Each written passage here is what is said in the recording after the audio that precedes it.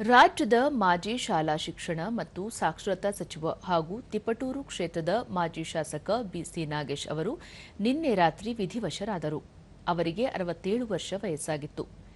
ದೀರ್ಘಕಾಲದ ಅನಾರೋಗ್ಯದಿಂದ ಬಳಲುತ್ತಿದ್ದ ಅವರು ಬೆಂಗಳೂರಿನ ಖಾಸಗಿ ಆಸ್ಪತ್ರೆಯಲ್ಲಿ ಹೃದಯಾಘಾತಕ್ಕೆ ಒಳಗಾಗಿ ನಿಧನ ಹೊಂದಿದ್ದಾರೆ.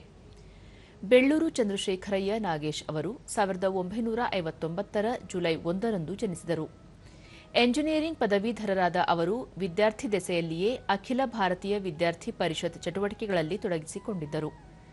1984ರಲ್ಲಿ ಭಾರತೀಯ ಜನತಾ ಪಕ್ಷಕ್ಕೆ ಸೇರ್ಪಡೆಯಾಗಿ ಸಕ್ರಿಯ ರಾಜಕಾರಣಕ್ಕೆ ಪ್ರವೇಶಿಸಿದ್ದರು.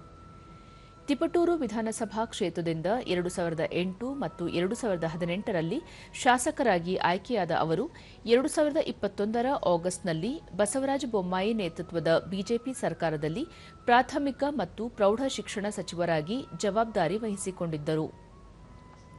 2021ರಿಂದ 2023ರವರೆಗೆ ಶಾಲಾ ಶಿಕ್ಷಣ ಮತ್ತು ಸಾಕ್ಷರತಾ ಇಲಾಖೆಯ ಸಚಿವರಾಗಿ ಸೇವೆ ಸಲ್ಲಿಸಿದ್ದರು.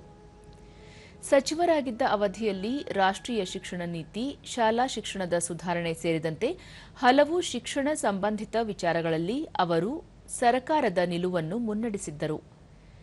ಬೆಂಗಳೂರಿನ ಬಿಜೆಪಿ ಕಚೇರಿಯಲ್ಲಿ ಬೆಳಗ್ಗೆ ಬಿಸಿ ನಾಗೇಶ್ ಅವರ ಪಾರ್ಥಿವ ಶರೀರದ ಅಂತಿಮ ದರ್ಶನಕ್ಕೆ ವ್ಯವಸ್ಥೆ ಮಾಡಲಾಗಿದೆ.